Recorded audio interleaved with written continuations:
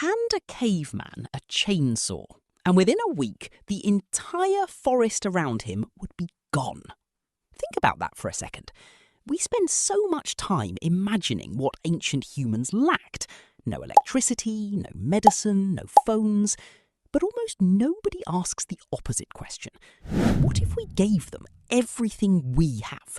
Not just a glimpse of it, but the real tools, permanently, dropped into their world. The answer isn't what you'd expect, and it says something uncomfortable about how fragile modern life actually is. Let's start with the most obvious one, a knife. Not a stone blade chipped by hand, but a modern steel hunting knife. To us, that seems like a small upgrade. To someone living 50,000 years ago, it would be a miracle. A stone tool takes hours to make and dulls within a single use on tough hide or bone. A steel blade holds its edge for months. Anthropologists studying modern hunter-gatherer groups who've been given steel tools for the first time have documented something remarkable. Tasks that used to take an entire morning, like butchering an animal or carving a spear shaft, suddenly took minutes. That's not a small efficiency gain. That's hours of freed up time every single day for an entire community. And free time, as we've learned from the archaeological record, is where everything interesting happens. So now, imagine an ancient human with a full modern toolkit. Not just a knife, but an axe, a saw, rope, a fishing net, maybe even simple metal cooking pots. Within a matter of weeks, their entire relationship with the landscape would change. A single person with a modern steel axe can fell a tree in minutes that would have taken a stone tool user the better part of a day. Shelter building, firewood collection, tool making, all of it compresses down to a fraction of the time it used to take. But here's where it gets complicated, because more efficient tools don't automatically mean a better life. They mean faster consumption of everything around you. Give a hunter-gatherer band a rifle instead of a spear, and hunting success rates skyrocket almost overnight. Researchers studying the introduction of firearms to traditional hunting societies in the 20th century found that local animal populations that had been stable for generations sometimes collapsed within just a few years. The tool didn't just make hunting easier, it broke the balance that had kept the ecosystem, and the humans depending on it, stable for thousands of years. This is the twist nobody expects. Ancient humans weren't living sustainably because they were wiser than us or more connected to nature in some mystical way. They were living sustainably because their tools physically limited how much damage they could do. A spear can only kill one animal at a time. A stone axe can only cut down one tree in a day. Their technology was, in a very real sense, a built-in speed limit on consumption. Take that speed limit away, and the outcome is predictable. Now, let's go bigger.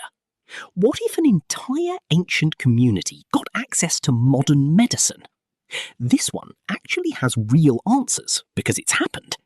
When Western medicine, antibiotics and vaccines reached isolated hunter-gatherer and small-scale farming populations in the 20th century, the effects were staggering.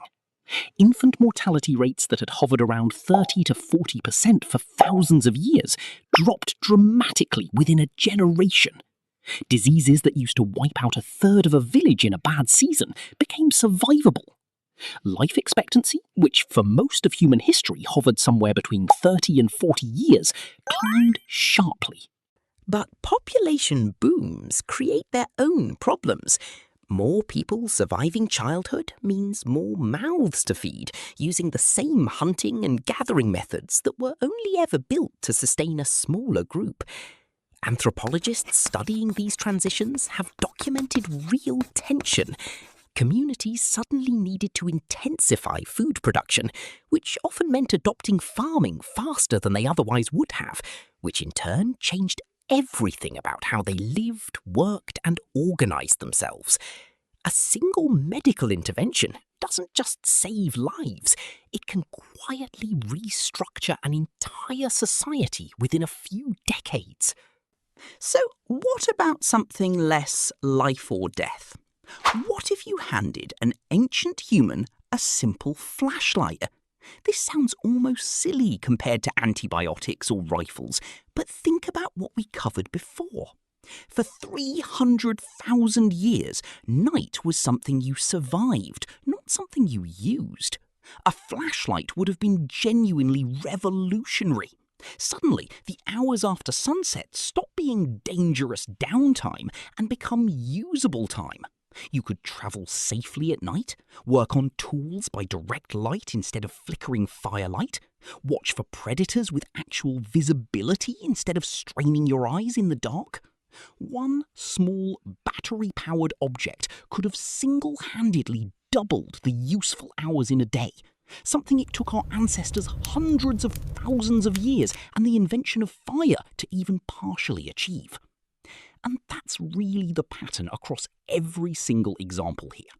It's never really about the tool itself, it's about what the tool removes. Remove the time cost of cutting wood, and you get more building, more art, more stored food. Remove the danger of night, and you get more waking hours, more travel, more opportunity. Remove childhood disease, and you get population growth that reshapes an entire way of life. Every modern tool we take for granted is, underneath it all, a shortcut around some ancient limitation that used to define what was even possible in a single human lifetime. Which brings us back to that chainsaw. Give it to someone who spent their whole life measuring effort in hours of stone-on-wood labour, and they wouldn't just cut down a forest faster, they'd fundamentally rewrite what possible even meant to them. And that's the real answer to this whole question. We didn't just get better tools over time, we got faster and faster at removing our own limits. And we still haven't fully figured out what to do with all that extra room.